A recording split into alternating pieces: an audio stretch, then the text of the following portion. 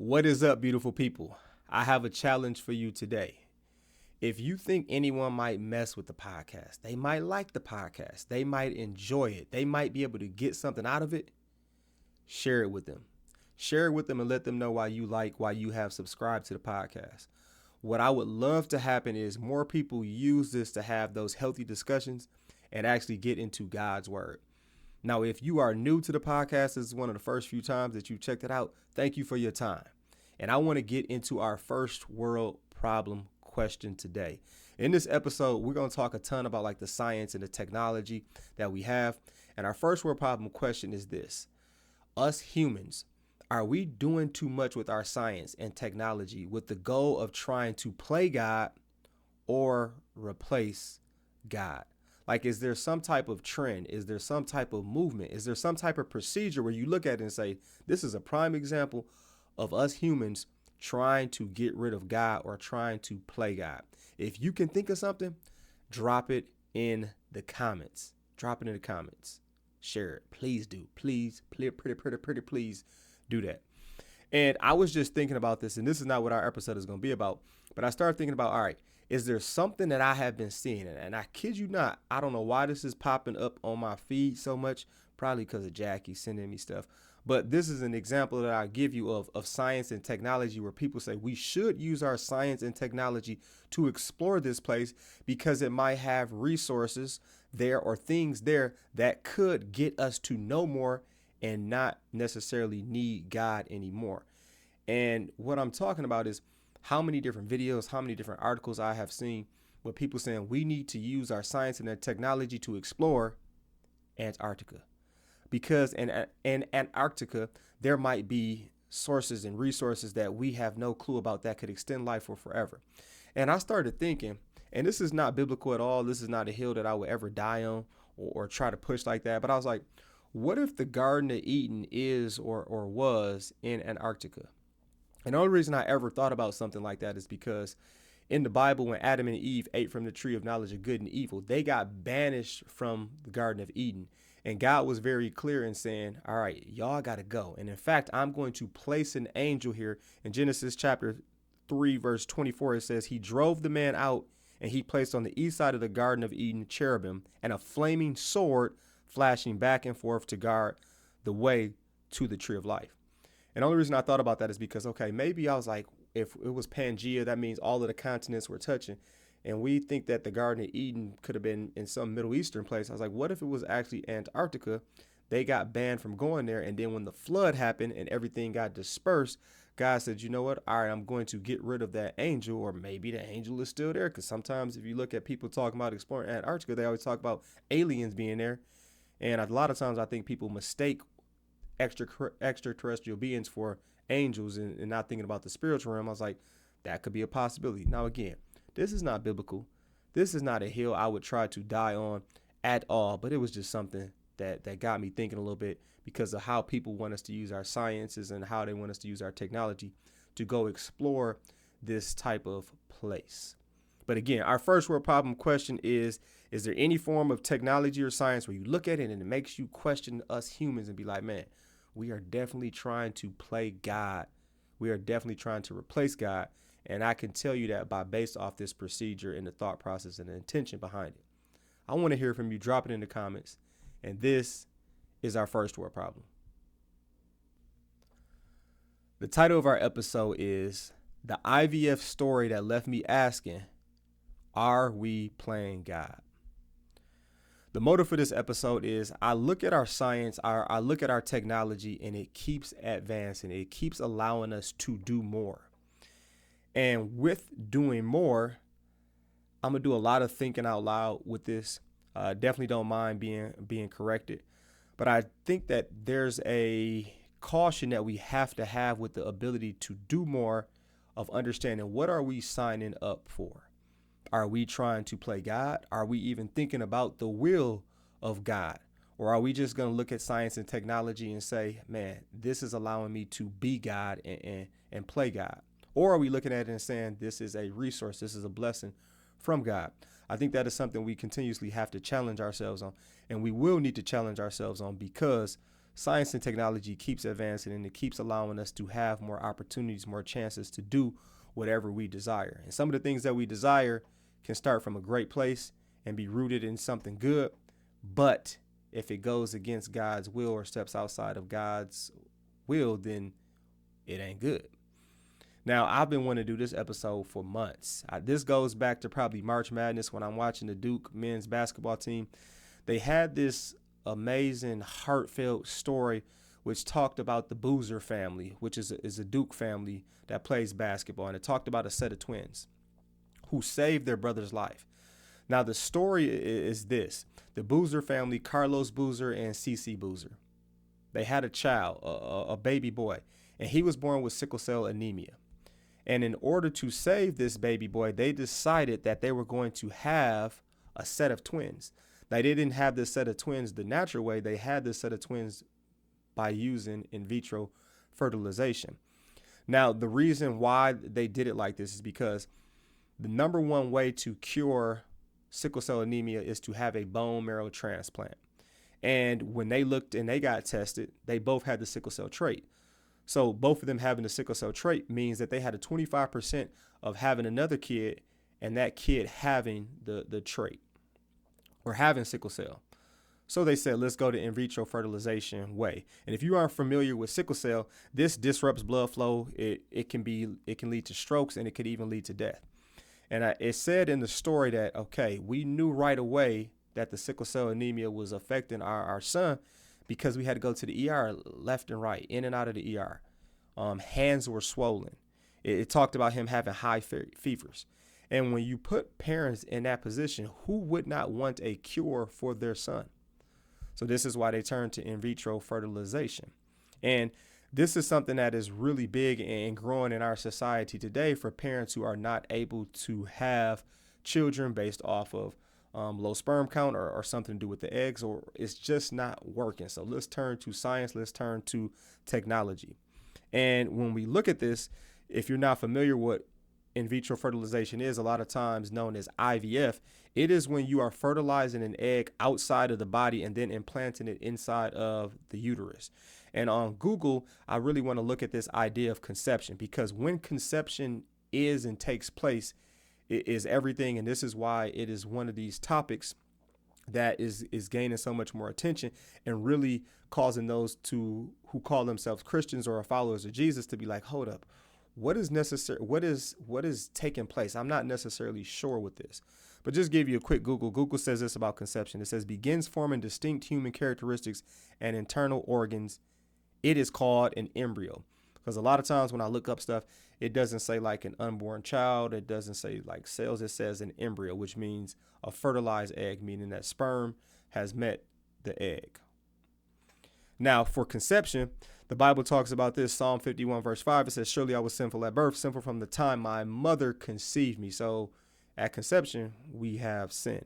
It talks about in Psalm 139 verse 13 and 16, it talks about us being created in my inmost being. You knit me together in my mother's womb. You saw my unformed body. I believe that's King David talking. So when we look at the Boozer story, it talks about, okay, they realized that as the parents, we aren't the best match. So researching the best opportunity for a bone marrow transplant is from a sibling. So they went to the in vitro fertilization route. And this is what the doctors did. They harvested 34 eggs, meaning they fertilized 34 eggs. They looked at the 34 eggs. 10 of them became sickle cell free fertilized eggs. And then they looked at that, did some type of test, and saw that two of them matched the DNA makeup needed for the transplant. Now, this is where people are having debates, questioning it, because they're looking and say, okay, you fertilized 34 eggs. Out of those 34, 10 of them became sickle cell free fertilized eggs, but only 2 of them matched the DNA makeup that you needed for the bone marrow transplant. So what did you do with the rest of the eggs? So in a number of these cases with in vitro fertilization, eggs will get fertilized. All those eggs will not mature or anything come about from it. Now from this, it says that 10 of them became sickle cell free eggs. So I don't know if some of the eggs just didn't make it. I think it's supposed to have like a 70-80% chance or rate of eggs maturing to actually be used. They must have did some type of test to see, all right, what's the DNA makeup? Is there any type of disease with this? And from that, 2 of them matched. So what did they do with the other 8 then? And this is where a lot of people have a hold up, because they're like, that's destroying life then. But you don't necessarily know that. Maybe they froze these eggs. Maybe they donated them to other people. It doesn't necessarily say that. But sometimes people will flat out just destroy the eggs, or they will freeze them, or they will donate them. So it's super hard to say exactly what they did. And what they want to do is they want to take the harvested stem cells from the umbilical cords, and that's what they hope will become the bone marrow in the brother. And Lisa Salters was the person interviewing the Boozer family with this. She showed a clip where Cece Boozer, that was the mom, she said this. She said, people might not agree because it's not the natural way and it's wrong. But she said, I got a healthy son out of it, and I got 2 more beautiful kids out of it. And again, on this episode of the IVF story that left me asking questions, are we playing God? I want to admit I am 100% okay with being corrected. Some of this is me thinking out loud. So if you have answers to some of these questions, or you have been through this process, please feel free to share this. Please feel free to put this in the comments. But one of the first things that a lot of people are questioning or asking, especially when they look at this and they say life starts at conceptions, is what happens to all the fertilized eggs that do make it? Are they just thrown away? Are they destroyed? Are they donated? Because life starts at conception. And then they look at abortion and they say abortion destroys life, and IVF can do the same thing. And it will actually do more. It will cause more lives to be destroyed than actually abortion. And in researching this episode, I came across this article, and it has a quote that says this from a politician. He says, the ethical dilemma that poses is, in order to create life, you have to destroy life, because you'll create embryos that are not going to be used. And this is where people are like, hold up. This is something that definitely creates life, but this could end up being just as bad or destroying just as many lives as abortion. And one of the comments that I saw, because this was also posted on social media, someone commented under like the story of the Boozer family, and it says eugenics with the PR team. It says the idea of having kids and trying to have kids with the best genes, but by any means necessary. Now, something that I will point out, man, this costs a lot of money, not only just to do in vitro fertilization, but when you go with a specific cycle, you don't necessarily have to take 10 eggs and get those 10 eggs fertilized. You could do like 4 eggs. You could do 1 egg. Like it does depend. But then when you go to the level of testing for diseases and genes, that's even more money. And I wonder how much people are going to spend money to test if they have disease or different genes. And if they don't like the certain genes or diseases, or if they do see a disease, they just say, you know what, destroy that embryo, destroy that fertilized egg. And the second thing I want to point out, with in vitro fertilization, you can fertilize just 1 egg. You can. But that comes into play, and the chance of the embryo making it is way lower. So that's why they do multiple eggs. Like I said, some people might fertilize 4 eggs, and they are guessing or knowing like, yes, you're not going to have 100% success rate of those being mature or turning into embryos. And if it comes down to it, they might have 2. And what they would do is they will put 2 inside of the woman, inside the uterus, to be implanted. And the third thing I want to point out is you do not want to assume someone's in vitro fertilization journey, because there's a chance that you might know someone who has in vitro fertilization or used IVF. And you don't want to necessarily assume like, man, they just wasted all these embryos, because you don't necessarily know what they did with them. There's a chance that the embryos could have been destroyed. There's a chance that they didn't waste any embryos. There's a chance that they could have donated the embryos. There's a chance that the embryos could be frozen and they could be used for later. But what I really want to point out to you is that it definitely appears that we are going to have more chances to get the things that we want, to get the things that we desire, because of science and technology. Like, that's becoming more and more inevitable. But what I really want you just to think about, because when I look at these people who are using IVF, it comes from a good and admirable place of wanting to have a child, wanting to have a family. There's a but though. But we can't use that as an excuse to try and play God. Again, there's another but though. But this could be something that God does want you to use, but are you going to use it in the right manner? Are you going to use it in the right way? There's also this thing that a lot of us do not have trust in what are the doctors, what are the scientists doing with those other embryos? What are they doing with these other eggs?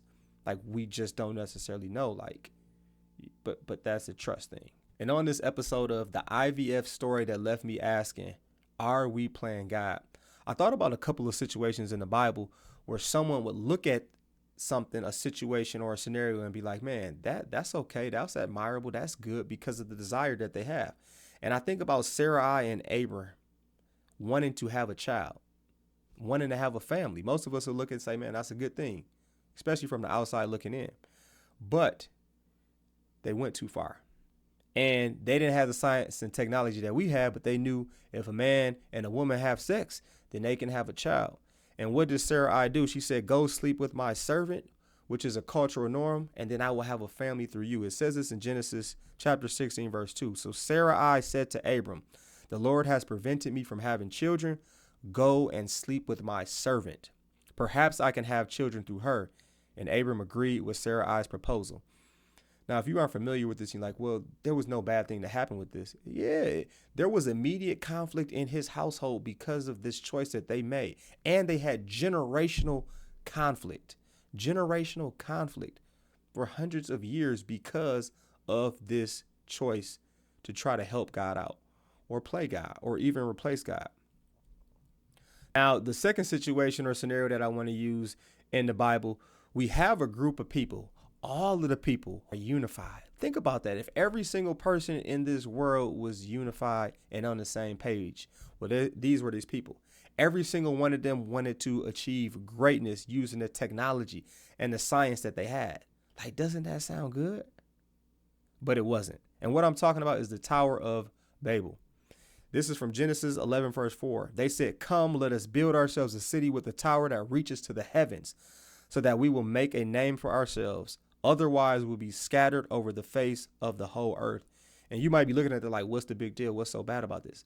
They are directly disobeying what God had told them to do, which is to scatter the earth and to multiply. They said, no, we're going to stay in one place. We're going to build a great city. We're going to use our technology. We're going to use our science. In fact, to build a tower to reach you, God, to reach the heavens. And it sounded good if you didn't know the intention behind it and what God told them to do. But this is a perfect example of not being inside of God's will. Now, there are two things that I want to point out to you when it comes to making these type of decisions and being ready to make these type of decisions. Because of our science and technology, there's a good chance that either you or someone you are close to is going to need or going to be presented with the opportunity to have a choice. And this is a beautiful passage that really needs to drive our mindset and our mentality. And it comes from James chapter 4, starting at verse 14. And it's just getting us to think about life in the big picture. It says, why? You do not even know what will happen tomorrow. What is your life? You are a mist that appears for a little while and then vanishes. Instead, you ought to say, if it is the Lord's will, we will live and do this or that. And what I really want to get at is the Lord's will. Asking, is this the Lord's will? Is this God's will? And getting our desires, getting what we think is admirable, giving some type of excuse to think that we can trump what is the Lord's will. You know, a lot of times where you're going to find the Lord's will in his word. And I will also encourage you through prayer and meditation. And the second thing I would say is pray. When you are given these opportunities or chances, or you need to make a big decision, I think the prayer from Psalm 139 is absolutely beautiful. And it says this, search me, God, and know my heart. We need God to know our heart. We need God to examine our heart because our heart is the most deceitful thing above all. So we really need God to search our heart. And the next thing he says is, test me and know my anxious thoughts. Test me. We need to be tested and understand a lot of times we make decisions based off of our anxiousness instead of basing it off of trusting God. You think about Sarai and Abram, they made that decision based off of anxiousness and worry. The third thing he says is this: see if there is any offensive way in me. See if there's any offensive way in me. Sometimes we can't see it, but God can see everything. And God has perfect vision. And then the last thing he says is, lead me in your way everlasting. We want to be in God's way. So when it comes to making these type of decisions, especially when it comes to science and technology, first thing is, God, what is your will? Checking to see what his will. Being in relationship with him, being in his word. And the second thing is prayer. Those are two huge things when it comes to making these type of decisions. We really want to do it from a place of trust and not leaning on our own understanding. Because when we lean on our own understanding, that is when we make bad decisions. That is when we make bad choices. And we don't want to lie to ourselves and think that because we had some good desire or people are telling us that's a really good desire to have. The desire is not the issue. The issue is, what are we doing? What are we willing to do to achieve what we want? And we always want to stay inside of God's will. We always want to trust in him and his plan. And this is the non-microwave truth.